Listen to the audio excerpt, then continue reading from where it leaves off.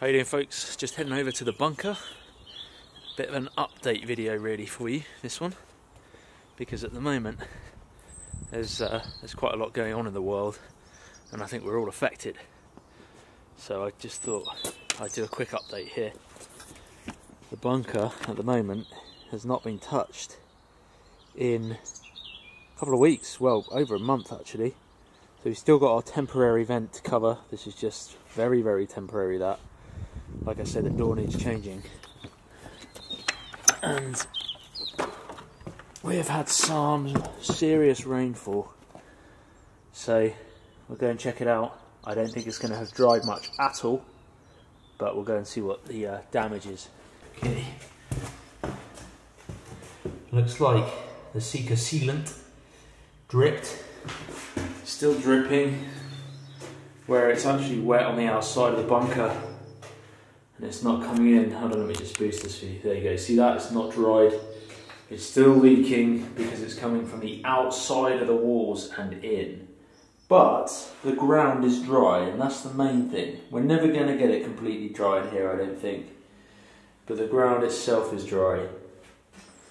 So the bunker, you know, is serving its purpose as such. You know, it's ironic what's going on in the world at the moment. I was doing this series, this bunker renovation series. For those that don't know, this is an old World War II air raid shelter that's in the back of my house. And this is quite a historic area, very steeped in history, this area of England that I live in. And yeah, there's, it's just, I was just thinking it's ironic that I was doing this bunker renovation series as a project, as a fun project. And then we have this, well, you guys know what it is, this disease that's hit. This global pandemic that's affected everyone very fast, and it's still rapidly moving. And then all of a sudden, I'm suddenly thinking, I might actually have to use this. Sorry about that, the battery light went in there. Yeah, as I was saying, suddenly all of this stuff going on in the world, and this was a fun project, and all of a sudden I might actually have to use the bunker. But in all seriousness, this is not a panic video. I don't want this to come across to everyone as, you know, oh no, here we go, end of the world type apocalypse stuff. This is completely the opposite of that, actually. But naturally, this disease is going around, it's spreading fast, and it is affecting all of us across the world.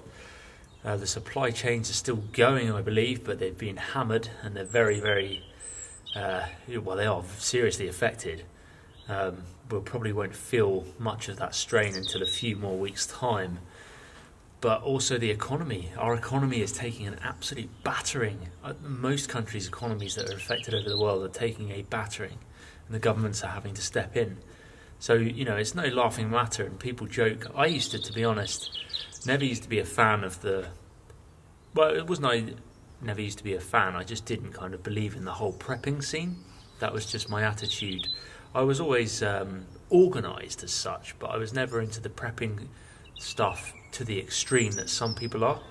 But actually now I realise that it's quite a sensible idea, because we live in such uncertain times at the moment that being a prepper is being smart in that sense. Preppers haven't panic bought anything. I don't fear this virus, but I fear the panic that it puts people under, and the way that it snowballs in people's heads of heading out there and just panic buying everything, unnecessary items. You know, the toilet roll and everything like that. It's just, yeah, of course you need it, and you need a supply of it, but just, I don't know, it's a strange one. And like I was saying, the preppers have done this over time, and I've actually, when I first heard of this, I don't know when it came out, it was just before Christmas I think when it hit Wuhan area, but around about beginning of January I kind of saw what was potentially going to happen. So I did actually go out and get a few more items of stock that I'd already normally get anyway. I just bought an extra couple of tins or an extra bag of pasta or anything like that months before this actually came into the UK. So I'm well prepared in terms of for the next probably 2 months. I've always had a stocked freezer full of food, and I tend to rotate that along with tin food as well. So that's just a thing I've always done. But the panic buying needs to stop. But the sad thing is, I don't think it's going to stop. It will stop eventually, but in terms of trying to get people to stop doing it, I don't think that's going to happen. You can't stop it, and social media has a big impact on that. And the fear-mongering is real. That's the sad thing. It is very real. But at the same time, I think you need to be smart about this. I think people need to be smart about this and treat it seriously, because it is no joke. People are out there dying, and it's important that we do our bit to help our neighbours, help our elderly. Definitely. The lack of respect for the elderly has been pretty horrendous, certainly from what I've seen down here firsthand in supermarkets. In my local supermarket, it's been pretty bad. But just across the world, it's been really terrible, the lack of respect for the elderly. In terms of, we are potentially on the verge of a lockdown. Like I say, I'm not fear-mongering, I don't want to fear-monger. We are close to, I don't think it's going to be a lockdown, but the restrictions are clamping down.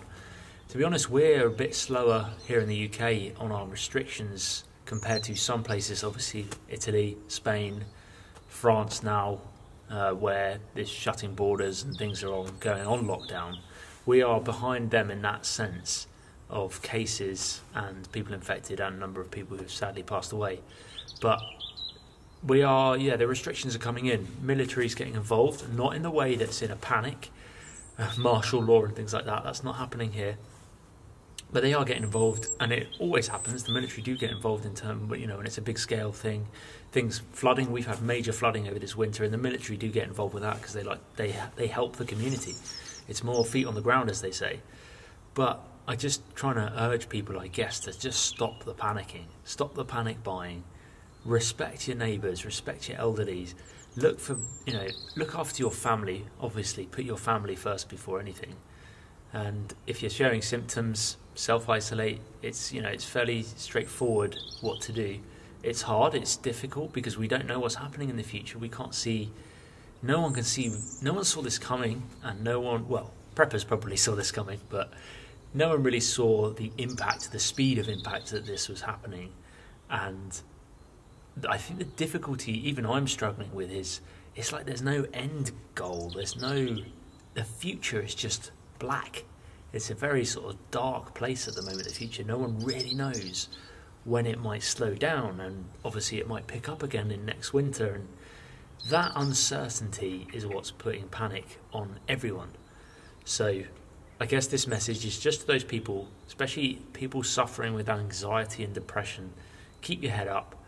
Focus on putting one foot in front of the other. Don't start looking at the long-term, outcome of this. Things will be okay. Focus on yourself. Focus on your well-being, your health.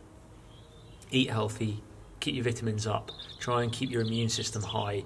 Avoid contact with mass gatherings and things like that. Just the standard advice that you get on the news, but there's not much advice out there on the mental health of people, and I just think it's important to say, don't worry. We're all in this together. Everyone's feeling this the same. Keep your fitness up. If you can go, this is a great opportunity to go out into nature. Really good opportunity now. A lot of people are having to work from home. It's important you take breaks from that. And just getting out in nature and going back to basics. This is where bushcraft and survival skills come into their own. Even if it's only in your backyard and you're practicing some of these skills, it's so important to do that. Just try where you can to read books if you're not able to get out there. If you're self-isolating, there's plenty of wilderness survival books out there. Perhaps put yourself onto a course for the next summer, or when this might get quieter in the winter, some survival courses. There's some great ones out there. And stay positive. It's all about positivity. As for me, here at TA Outdoors, it's slightly different, my line of work, obviously, because I am self-employed. I film whatever I need to film or would like to film. But it's going to be very much business as usual for me until further news from the government, if anything like that. If we're having to go on lockdown and not get out much, I will have to respect that to an extent, but also this is my living and I do need to get out there. Unfortunately, I'm in a position where my job is in the outdoors, and a lot of the time it's incredibly unsociable because I'm out there on my own in the woods, or with one person or one or two other people. So it's going to be business as usual here on TA Outdoors. The bunker stuff is going to continue, of course. Now I need to start thinking about what to do with the bunker, because originally it was going to be just a renovation, just trying to update it a bit. Not so much a restoration, because that would mean keeping it very much within the World War II context. I'd still like to keep some elements of that in there, but this is a bit more of a renovation, so upgrading it.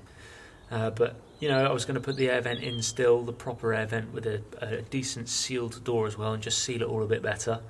But I'm thinking now, actually, certainly for the next 6 months or so, it's pretty much more of a storage area for foods and just general cold storage.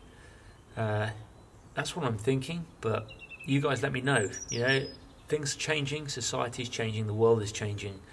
Does my project here at the bunker need to change? What would you suggest of doing with this thing? I'd be interested to know your opinions, what you would think you'd like to obviously see, because I'd like to make it entertaining for you at the same time.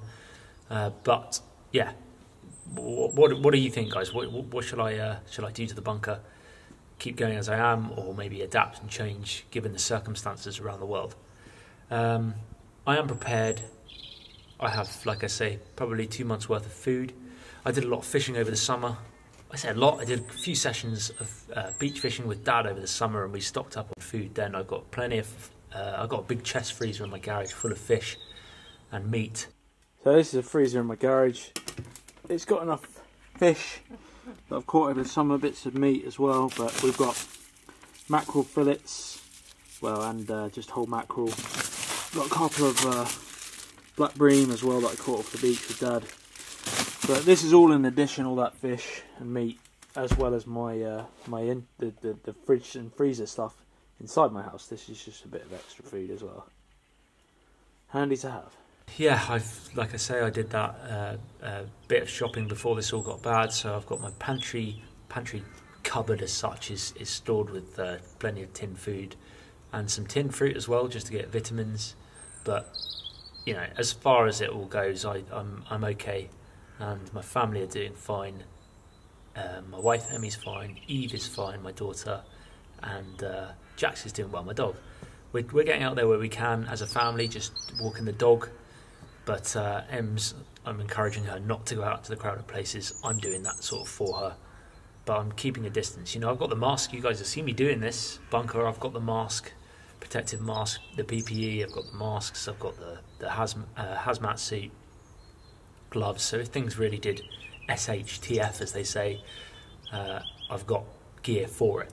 But I'm at the safest here in my house. That's where I'm safest. So business as usual on TA Outdoors.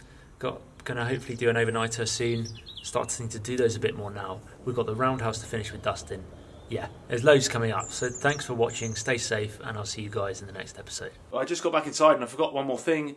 Don't forget to subscribe to Dad's channel, TA Fishing. He is also going to keep the ball rolling over there, I believe, and cranking out those fishing films every week for you. So do head on over and check that out.